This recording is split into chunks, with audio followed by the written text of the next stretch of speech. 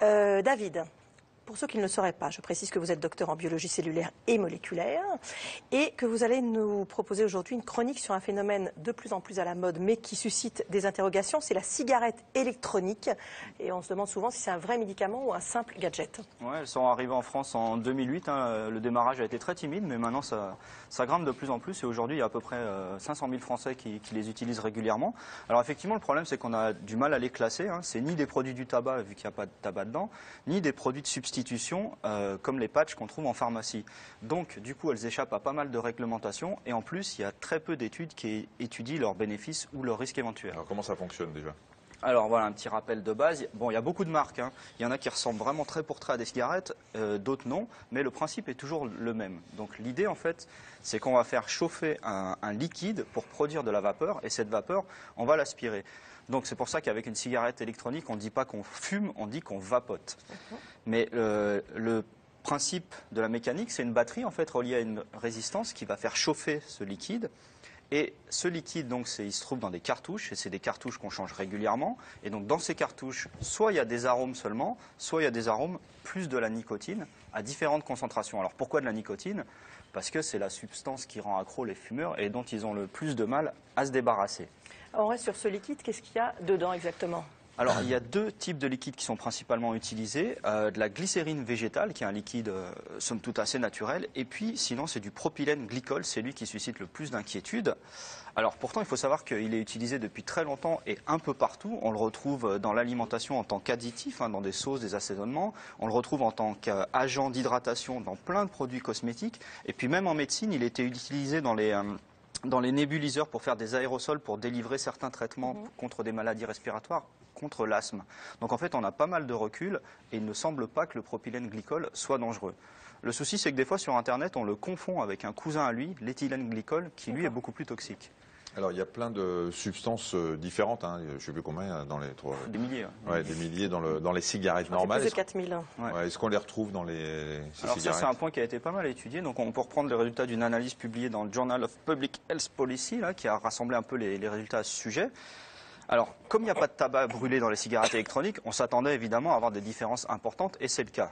Donc on ne va pas tout passer en revue, on va s'intéresser par exemple au cas des nitrosamines, qui sont des substances clairement très cancérigènes. Et donc on les a comparées, en fait, la quantité de nitrosamines entre les cigarettes électroniques et les cigarettes normales. Et vous voyez sur ce tableau, quand on regarde le total, cigarettes électroniques contre cigarettes normales, il y a de 500 à 1400 fois moins de nitrosamine dans les cigarettes électroniques. Et c'est à peu près du même niveau de ce qu'on trouve dans un patch finalement. C'est quasiment à l'état de trace. Donc les chercheurs ne disent pas que c'est complètement inoffensif, mais clairement par rapport à une cigarette normale, c'est beaucoup moins dangereux pour la santé. Mais quand même, est-ce que ça sert à quelque chose? C'est en clair, est-ce que ça va aider le consommateur à moins fumer? Voilà, ça c'est le point le plus délicat. Est-ce que ça sert à arrêter de fumer? Mais finalement, ce n'est pas cet aspect-là que les fabricants mettent en avant. Parce que je me suis promené un peu sur les sites des vendeurs. Et évidemment, sur les sites, les gens demandent toujours est-ce que c'est mieux que les patchs? Est-ce que ça va m'arrêter à fumer ou pas? Mais là, les réponses sont toujours très prudentes. On dit attention, notre cigarette électronique n'est pas un médicament. Elle n'a pas pour but le sevrage. Demandez avis à votre médecin. On sent qu'ils n'ont pas envie de se faire tomber dessus pour allégations mensongères. Bon, c'est honnête, d'accord. C'est honnête parce qu'effectivement, il n'y a pas encore eu beaucoup d'études sur le sujet. Néanmoins, il y en a eu deux là récemment, parus respectivement dans American Journal of Preventive Medicine et BMC Public Health. C'est des équipes américaines et italiennes. Donc, c'est ce que ces chercheurs ont fait, c'est qu'ils ont pris des fumeurs qui n'avaient pas forcément envie d'arrêter de fumer, mais qui ont décidé de passer à la cigarette électronique. Et les résultats à 6 mois, finalement, sont assez similaires. On va voir le tableau. Vous voyez, au bout de 6 mois, il y a quand même 25 à 31% des fumeurs qui s'étaient complètement arrêtés, qui étaient en abstinence, et 55 à 65% des fumeurs qui fumaient beaucoup moins de cigarettes normales par jour. Donc c'est assez encourageant. Bon, attention, cependant, c'est des résultats à 6 mois, donc c'est pas assez. Et en plus, ces essais incluaient pas plus de 220 patients. Donc il va falloir attendre d'avoir plus de recul pour trancher, mais c'est quand même encourageant. Et ça ne voulait pas dire qu'ils avaient abandonné la cigarette électronique pour autant? Non, certains, enfin, avaient tout arrêté, mais d'autres continuaient la cigarette électronique. Il a le droit d'intervenir. Oui, justement, c'est le... Il a le droit, mais pas au moment où je vais poser une question. Vous n'allez pas vous y mettre à deux aujourd'hui, quand même. Moi, je trouve qu'elle a été vachement pertinente, sa question. David, d'où vient cette efficacité des cigarettes électroniques? Justement, ce qui se demandait. Et effectivement, si on reprend la méta-analyse dont je parlais avant... J'essaie de la formuler de façon un peu plus distincte pour les téléspectateurs qui nous regardent. Non, c'est surtout pour ne pas passer pour un imbécile. J'ai bien compris. Donc, en fait, les rares articles qui ont étudié le phénomène, Ils affirment que l'efficacité n'est pas liée seulement à la présence de nicotine dans les cigarettes électroniques. Parce que même si on ne met pas de nicotine dedans, il y a quand même une diminution très claire de l'envie de fumer.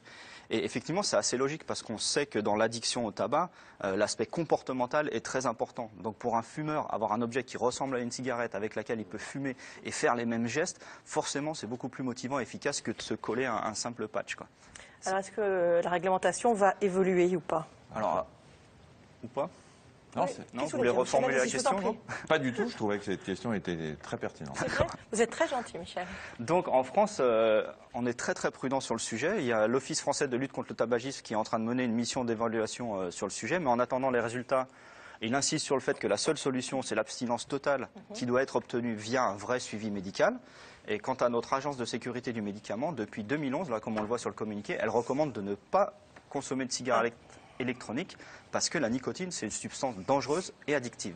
Mais ce qu'il faut savoir, c'est que comme la teneur en nicotine de ces cartouches, elle ne dépasse pas 10 mg, ces cigarettes ne peuvent pas être considérées comme des médicaments et elles ne peuvent pas être vendues en pharmacie. Mais ça veut dire aussi que du coup, elles n'ont pas besoin d'autorisation mise sur le marché. Or, pourtant, il faudrait vraiment des études sur le long terme pour s'assurer qu'il n'y a aucune toxicité et aucun risque parce que c'est des produits de consommation courante qu'on peut acheter n'importe où, quoi. Donc on attendra vraiment les résultats de ces études. En attendant, le seul truc qu'on peut dire, c'est que c'est clairement moins pire que les cigarettes normales. C'est quand même bizarre de ne pas recommander ça alors qu'ils recommandent le patch qui contient de la nicotine. Oui, alors que les taux de c'est un nicotine médicament et pas l'autre, sont équivalents. Ouais. D'accord. Merci à tous les trois.